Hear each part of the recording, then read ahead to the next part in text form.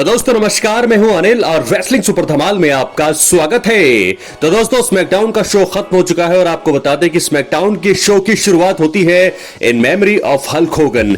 1953 से 2025 का उनका ये जिंदगी रही है और आज यानी कि स्मैकडाउन की शुरुआत में ट्रिपल एच ने बहुत एक भावुक शब्द कहे हैं हल्क होगन के लिए।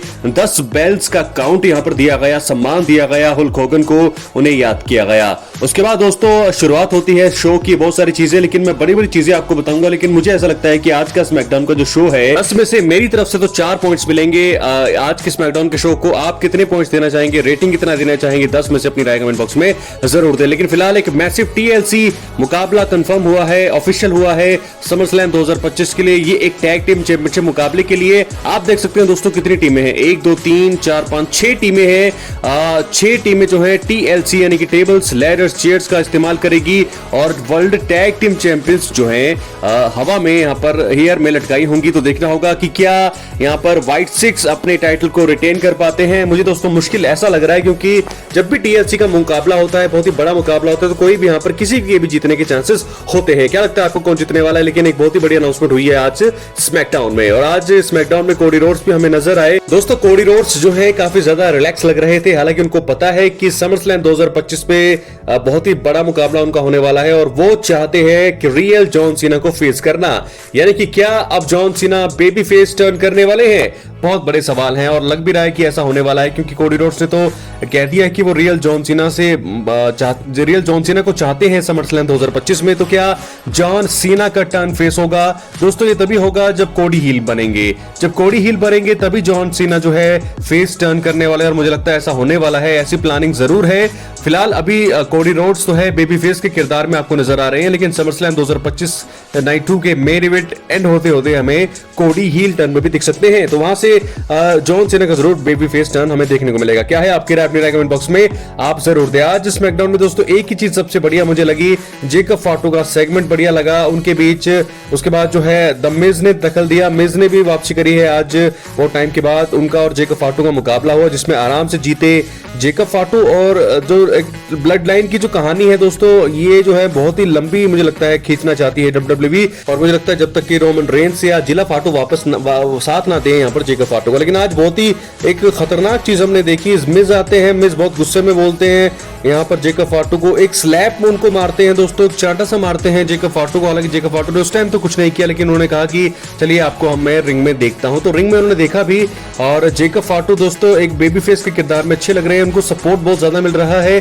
और जेकब फाटू और द मिज का मुकाबला होता है जिसमें आराम से दखलंदाजी जरूर होती है एमएफटीज की, माय फैमिली ट्री यानी कि सोलो सिकोआ के ग्रुप की दखलंदाजी होती जरूर है, लेकिन जीत जाते हैं अंत में जेकब फाटू। दोस्तों जेकब फाटू की जीत के बाद एकदम से अटैक उनके ऊपर होता है और सारे जितने भी ब्लड लाइन के सोलो सिकोआ के ग्रुप के मेंबर्स हैं, 4 लोग हैं दोस्तों सोलो सिकोआ को मिलाकर के, 4 लोग भारी पड़ते हैं जेकब फाटू पर। जिमी उसो जरूर आते हैं चेयर लेकर के हेल्प करने, उनको लगता है कि वो सबको जो है समेट देंगे, लेकिन ऐसा नहीं होता है। जिमी उसो को जो है टाला टोंगा दोस्तों, टाला टोंगा को चेयर उन्होंने मारी, उनको कोई फर्क नहीं पड़ा। तो टाला टोंगा को गिरा पाना, उनको नीचे लिटा पाना बहुत ज्यादा मुश्किल हो रहा है। तो कौन ऐसा कर सकता है? क्या रोमन रेंस? मुझे लगता है जिला फाटू भी है, एक है रोमन रेंस ऐसा कर सकते हैं। तो जिमी उसो जरूर यहां पर हेल्प करने की कोशिश करते हैं जेकब फाटू की, लेकिन वो हेल्प नहीं हो पाती है और आखिरकार एक बार फिर दबदबा रहता है सोलो सिकोआ के ग्रुप का। तो ये चीजें हमें देखने को मिल रही है। मुझे लगता है समर स्लैम के बाद ऐसा नहीं होगा।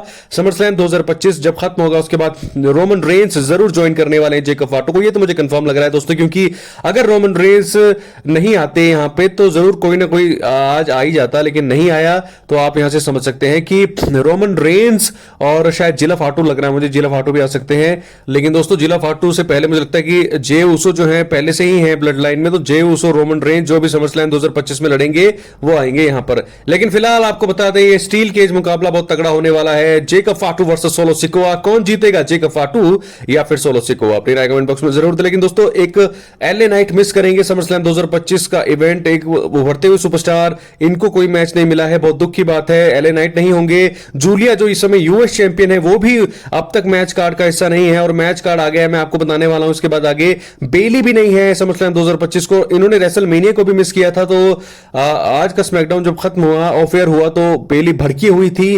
वो कह रही थी कि मुझे एक मैच चाहिए समरस्लैम 2025 के लिए, क्यों नहीं है वो समरस्लैम 2025 के कार्ड में। तो बेली क्योंकि फिट भी है, उनको कोई राइवलरी नहीं है, तो ये 3-4 सुपरस्टार हैं जो समय समरस्लैम 2025 में नहीं होंगे। और डेमिन प्रीस्ट दोस्तों आपको बता दें कि जजमेंट डे की शुरुआत इन्होंने की थी और अब देखो जजमेंट डे के सभी मेंबर्स के पास सोना है, गोल्ड है, लेकिन डेमिन प्रीस्ट के पास कुछ नहीं है और ना ही वो इस बार समरस्लैम 2025 के इवेंट में। तो आइए देखते हैं नाइट 1 का मैच कार्ड। जी हां दोस्तों, सैटरडे अगस्त 2 को ये होने वाला है।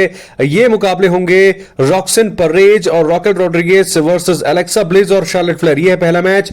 Gunther versus CM Punk championship के लिए मुकाबला, वर्ल्ड हैवीवेट चैंपियनशिप के लिए रैंडी ओर्टन और Jelly Roll versus Drew McIntyre and Logan Paul. उसके बाद रोमन रेंस का भी मुकाबला नाइट 1 में ही होगा, Roman Reigns and Jey Uso versus Bron Breakker and Bronson Reed. बहुत ही तगड़ा मुकाबला दोस्तों। उसके बाद एक वर्ल्ड चैंपियनशिप मुकाबला होगा, Tiffany Stratton versus Jade Cargill, बहुत ही तगड़ा मुकाबला। Sammy Zayn versus Karrion Kross. तो 1 2 3 4 5 6 मुकाबले नाइट 1 में हम देखेंगे। और क्या यहां पर क्या होने वाला है, वर्ल्ड चैंपियनशिप के 3 मुकाबले हैं, गुंथर, रॉकेट रॉड्रिगेज और टिफनी स्ट्रैटन डिफेंड करने वाली हैं। रोमन रेंस का भी जरूर पहले दिन जो है पहली नाइट मैच है। दूसरे नाइट में ये देखते हैं संडे को जब मेन इवेंट होगा, Dominik Mysterio champion versus AJ Styles. उसके बाद John Cena versus Cody Rhodes, Solo Sikoa versus Jacob Fatu, Becky Lynch versus Lyra Valkyria और Naomi versus Iyo Sky versus Rhea Ripley. 1 2 3 4 5 मुकाबले यहां पर book हो गए हैं, तो देखना होगा कि होने क्या वाला है दोस्तों। बहुत ही बड़ा ये इस समय समरस्लैम है। दोस्तों आपने देखा होगा किस प्रकार रोमन रेंस को नाइट 1 में डाला गया है, तो मुझे लगता है कि नाइट 2 में जेकब फाटू सोलो सिकोआ मैच है, जॉन सीना कोडी रोड्स का मैच है। तो जो रोमन रेंस के प्लान मुझे लगता है कि कुछ डिफरेंट मुझे यहां पर लग रहे हैं कि रोमन रेंस नाइट 2 में भी हमें नजर आ सकते हैं। उसके बारे में बात हम करेंगे वीडियो के एंड में, इसलिए वीडियो के एंड तक बने रहे। चैनल पर नए सब्सक्राइब के बाद ऑल पर क्लिक करें। तो बात कर लेते हैं हम हल्कस्टर की, हल्क होगन की। दोस्तों हल्क होगन WWE में सबसे बड़े सुपरस्टार्स में से एक थे। उन्होंने 24 जुलाई को 71 साल की उम्र में दुनिया को अलविदा कह दिया। हल्क होगन की मौत रेसलिंग जगत के लिए एक बड़ा झटका था। आपको बता दें कि फ्लोरिडा के क्लियर वाटर सिचुएशन अपने घर पर मेडिकल टीम को भेजा गया, लेकिन वो उनकी जान नहीं बचा पाए। उनकी मौत कार्डियक अरेस्ट के कारण हुई है। दोस्तों हल्क होगन की मौत के बाद उनके घर के बाहर कई पुलिस की गाड़ियां दिखी गई, जिसके बाद उन्हें स्ट्रेचर पर एम्बुलेंस में ले जाया गया। कुछ हफ्ते पहले उनकी सेहत को लेकर सोशल मीडिया पर काफी अफवाहें उड़ी थी। कुछ लोगों ने तो यह कह दिया था कि वो अब कोमा में है, हालांकि उनकी पत्नी ने इन सभी अफवाहों को गलत बताया था। उसके बाद हल्क होगन WWE के मशहूर रेसलर्स में से एक रह चुके हैं। उनकी नेटवर्थ की दोस्तों अगर बात करें तो $25 मिलियन थी। उन्होंने कई फिल्मों और टीवी शो में भी काम किया था, जैसे mister nanny, no holds barred और 3 ninja, high noon and mega mountain. इसके अलावा उन्होंने VH1 के reality show Hogan knows best में भी काम किया है। यह शो 2005 में शुरू हुआ और 4 सीजन तक चला। यह शो उनके परिवार के साथ उनके जीवन पर भी आधारित था। उसके बाद हमने देखा कि हल्क होगन के कई बिजनेस भी थे। 2012 में उन्होंने अपना बार और रेस्टोरेंट होगन बीच शॉप खोला, लेकिन 2015 में होगन के नस्लीय टिप्पणी वाले रिकॉर्डिंग सामने आने के बाद रेस्टोरेंट ने उनसे नाता तोड़ लिया।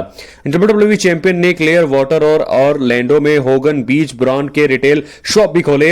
हल्क होगन को WWE ने वो सब दिया जो एक रेसलर को चाहिए होता है। तो दोस्तों क्या है आपकी राय, अपनी राय कमेंट बॉक्स में जरूर दें। WWE सुपरस्टार ने दुनिया छोड़ने से पहले बनाई इतनी दौलत, 7 पुश्तें भी बैठकर खाएं तो खत्म नहीं होगा पैसा।